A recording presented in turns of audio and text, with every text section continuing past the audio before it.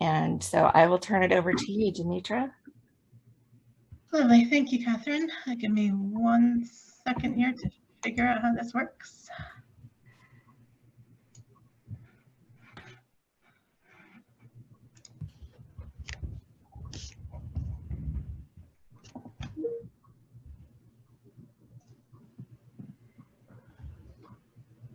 There we are. Can you see the screen? Yes. Yes, that's good. Oh, excellent. Lovely.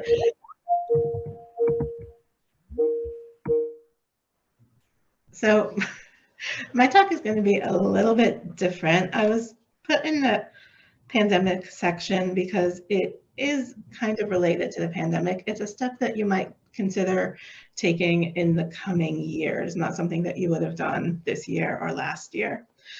And that's to look at whether the pandemic has actually changed not just the level of the series or had some big shocks in the series, but whether it's actually changed the seasonal pattern itself.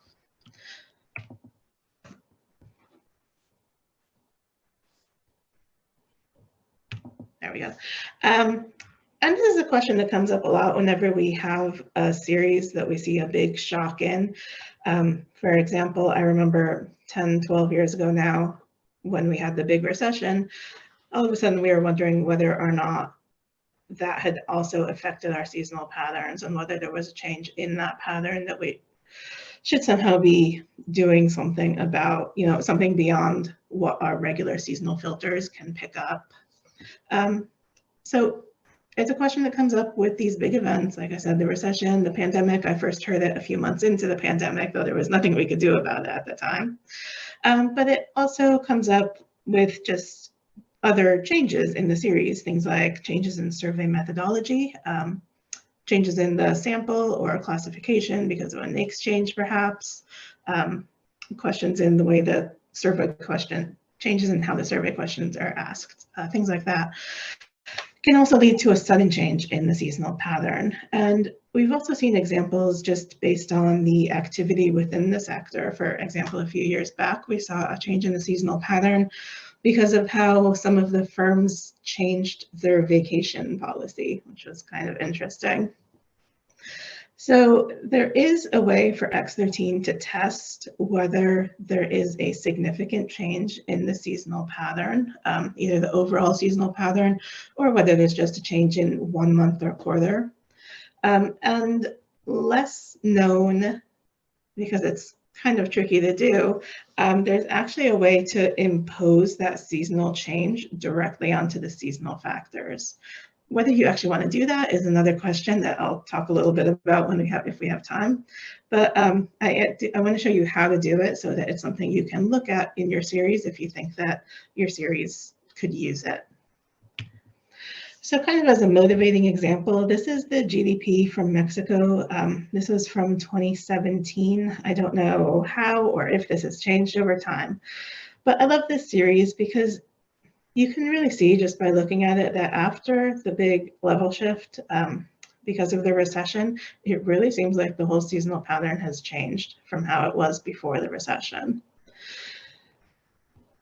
So I'm going to use this series as an example to show you how to apply these methods. We're going to use change of regime seasonal regressors in order to do this test. Remember that the regular seasonal regressors built into X13 are constrained to S-1 if S is the seasonal period. So for a monthly series, you'll have 11 regressors. Each of them is, there's one for each month, January through November. So the January one will be 1 when T is in January, 0 otherwise, except in December, it will always be -1. So those are the regular seasonal regressors, but X13 also has 3 types of change of regime seasonal regressors. 2 of them are partial, so you denote it like this. You have the regular regressor seasonal, and then you have either 1 or 2 dashes, the date of the change, and then either 1 or 2 slashes. When you have 2 dashes before the date, it means that the seasonal regressors will be put in with 0 before that date. When you have 2 dashes after the date, the seasonal regressors will be put in, and on and after that date, all of them will be 0. And then there's also what we call a full change of regime seasonal regressor. That's done with, sorry, I put 2 slashes here, but that is supposed to be a colon, so I'll change that. So slash the date and then 1 slash. Oh, I just did that badly altogether. I'll change that later. So seasonal slash date 1 slash, it's going to put in just a full set of regular seasonal regressors and then a set of these partial seasonal regressors. So you'll have basically 2 sets of seasonal regressors in your model. So to test for a change in the seasonal pattern, first we identify the date that the change may have started. This is hopefully straightforward, but possibly not as straightforward as we would want it to be. Like if we're going to be testing the pandemic, hopefully we would probably start around March 2020, although at the end I'll talk a little bit about why we might not want to do that. For the recession, we would have tested in around 2009, first quarter 2009 maybe, maybe 2008 if we saw changes in 2008. So you identify the date, and then you put in these partial change of regime seasonal regressors, just along with any other regressors that you already have in your spec file. In this example, I put in the one with the 0 before the date, but you can do it the other way around if you want. The test result should be the same. It should give you the same result as to whether that shift is significant, whichever way you do it. So if you're using seasonal regressors, just for modeling or in order to run to use them as a seasonality test, you know that you typically would have to remove any seasonal differencing that you already have from your model. But that's not the case with these partial change of regime seasonal regressors. With those, you run them with your normal seasonal normal seasonal differencing. So you don't have to change your ARIMA model at all, just add the regressors. If you're already modeling the series with seasonal regressors, I know some people like to do that, you can just go ahead and use the full change of regime, and that's the 1 slash on either side of the date. So you put those in your spec file, you run it, and then you check your output file for something like the ftest for seasonal starting yyy.mm. If you're using the other type of partial, then you'll see seasonal before the date. And if you're using the full change of regime, then you'll look for seasonal change for before and the date. So in our example with the Mexico GDP, we're going to test for the change in 2009. Now, what I'm doing has nothing at all to do with the official Mexico GDP estimates. I'm just taking the data that they had back in 2017 and running automatic tests with X13 on it. So I'm not making any claim about how they are actually seasonally adjusting their numbers. When I ran everything with the automatic test in X13, it selected no transformation and picked 1 coefficient trading day, an Easter, and 2 1995 outliers. Interestingly enough, it did not decide that 2009 level shift that we saw very obviously in the series was a actual identified level shift. So go figure. It also picked an airline model. To do this test, I added the level shift, and then I added the partial change of regime seasonal regressors. When you add these regressors without the level shift, without the 2009 level shift, X13 actually does auto-identify that level shift at that point, so go figure. So I went ahead and added it, but even if X13 didn't auto-identify it, I probably would have at this point because we know why there is that level shift there, so I would have added it just as an intervention. So we add those seasonal regressors and we run, and then we look in the output file and we see the regression model table. If we look at the level shift, it's very significant. T is -6. And then we'll have a t-value for each of our 3 quarters, and then the 4th, which is derived from the other 3. And if we look through these, we can see that it looks like the biggest changes were a negative change in the 2nd quarter and a positive change in the 4th quarter. So 2009, the data after 2009 looks like it changed rather significantly. And then if we scroll down through the output file, we'll find the f-tests for the seasonal regressors. And the seasonal starting in 2009 have a p-value of 0.00, which indicates a significant change in the seasonal pattern.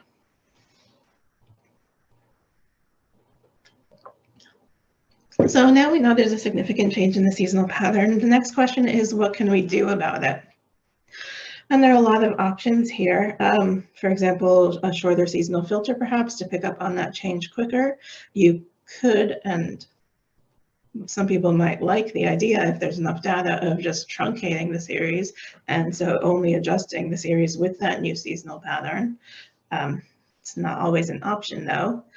Another option that people don't often realize is available, but is what I'm going to be talking about, is to apply the change directly to the seasonal factors. Now, the way this works in X13 is different based on if you're doing an X11 adjustment or a seats adjustment. In X11, with X11, there's no way to directly apply these regressors to the factors. What there is available in X13 is a way to supply some user-defined regressors to the program and tell the program to apply those user regressors to the seasonal factors. So that is going to be our workaround. So the first thing that we do is run the program and save the regression matrix with those seasonal regressors in it, and then get that regression matrix. So we're going to just get that file of the regression factors. So to do that, we edit our spec file so that no regressors are in there except for our seasonal change of regime, partial change of regime regressors. I turn off auto identification of outliers so that nothing else, so that no outliers are added to the regression matrix.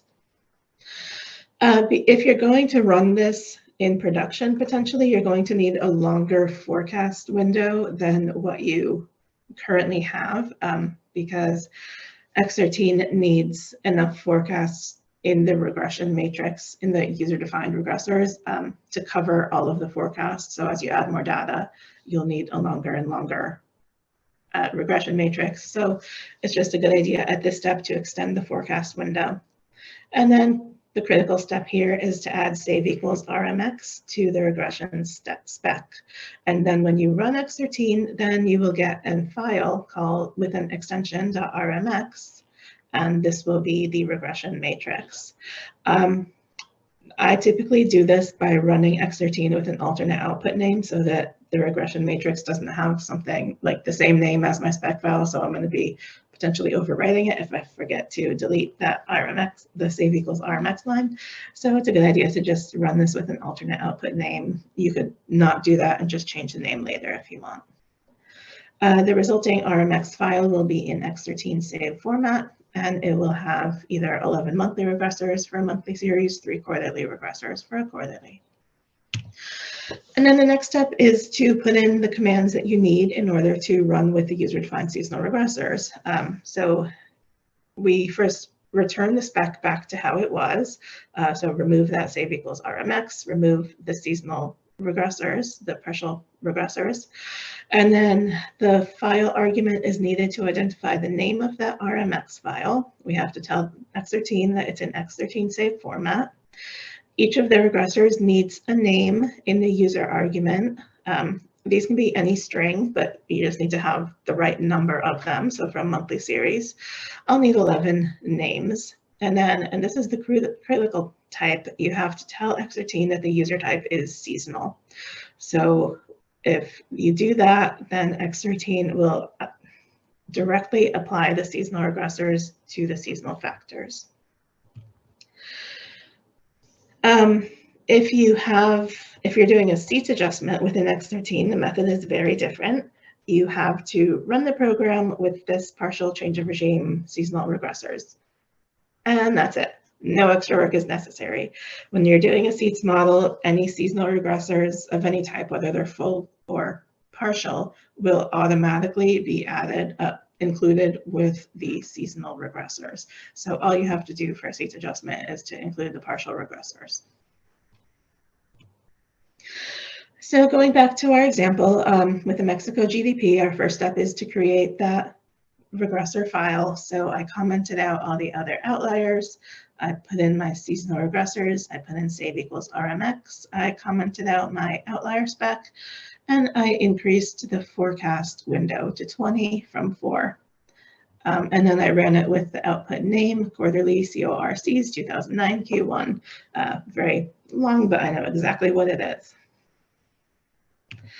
This is an example of what that RMX file will look like. So there'll be 3 regressors in it, and then the date. Everything before 2009 will be 0, and after 2009, it'll just look like the typical seasonal regressors. Next, we run our spec file with those user-defined regressors. So there's no seasonal regressors in the variables argument. We just input in that file. There's the name I selected previously, the RMX, the format. We have 3 regressors, so 3 items in our user argument, and then user type is seasonal. And otherwise, we just run it with our normal spec file and our X11 spec. This is a graph of the unadjusted series that's in blue. And then if you look at the line in pink, that's the prior adjusted series. That's the B1.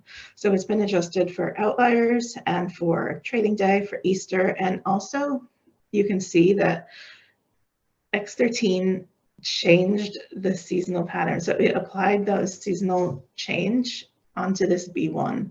So what is being run through X13, what is being run through the X11 process is this series that's already been affected, changed for those user seasonal factors that were estimated. I said before that it doesn't matter whether you use the zeros before or the zeros after the date of the change, and that's true for identifying whether there is a significant change. But it's not quite true in this step because it will change the B1 in different ways depending on where those zeros are. And because the B1, that's the input to the X11 method, is different, you might see slightly different seasonal adjustments coming out of the X11 process, depending on which way you pick. I've only run a few examples of this, and of the few examples that I ran, it didn't look like there were big differences depending on whether the zeros were before or after. But it is something that if you want to try this, you might keep in mind. So here we see the seasonal factors. The blue is the seasonal factors that you get if you just run without any seasonal intervention. And then the pink is the seasonal factors that you get from this method.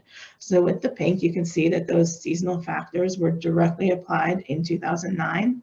You can see the big changes in Q2 and Q4, where we saw that there were those big significant changes, but then there's smaller changes in Q1 and Q3. So this method worked in doing what we expected. It directly applied that change in the seasonal pattern to the seasonal factors. Note also that this change really only affects the seasonal factors in 2009 and the years directly surrounding it.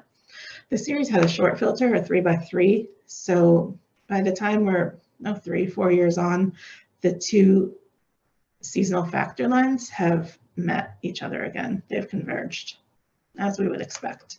So the changes in the seasonally adjusted series, as we see here, they're really only around the 2009 period. So 2007, 2008, 2009, on through 2011. After that, they've mostly met each other. They're very, very similar. And quickly, here are the seasonal factors when we run with the seasonal regressors and with the seat spec. I just put this here so to confirm that when you run with seats, you don't need to do any of those extra steps. It automatically puts that sudden change into the seasonal factors.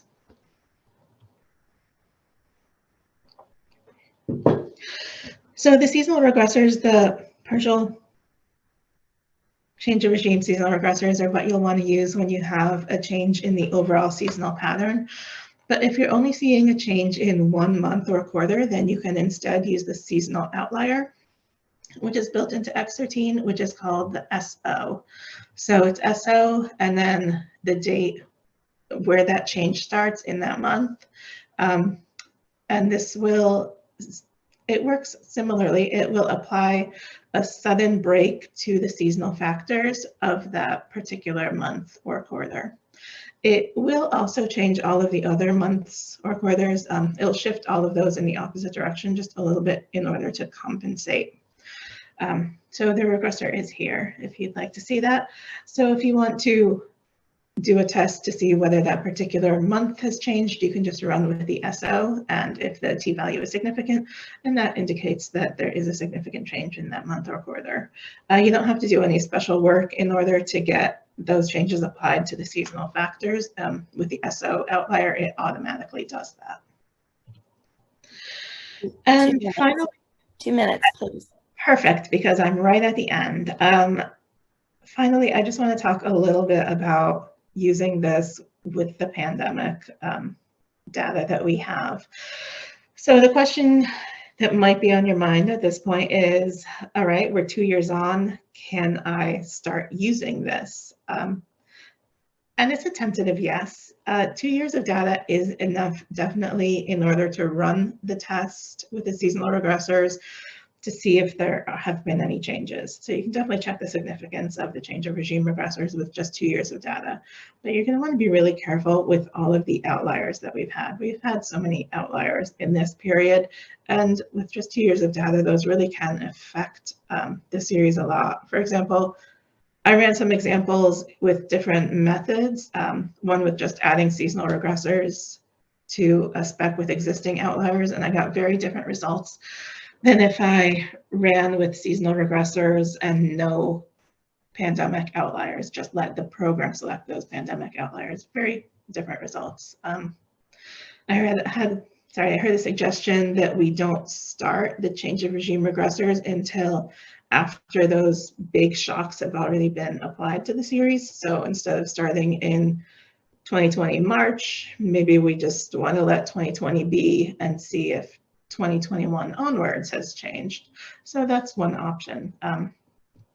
Also note that if you have one of those fun series where everything post 2020 March is an AO, you're going to have to change that spec because it will not run if you put in seasonal regressors at this point, the partial seasonal regressors at that point, because there's no data for it to estimate. Everything has been AO'd out. So first question, can I use this to test whether there's a change in pattern? Sure, very carefully. Second question, should I be using the other method, the other part of the talk where you apply it directly to the seasonal factors? Should I be doing that? At this point, I would say only if you're really sure.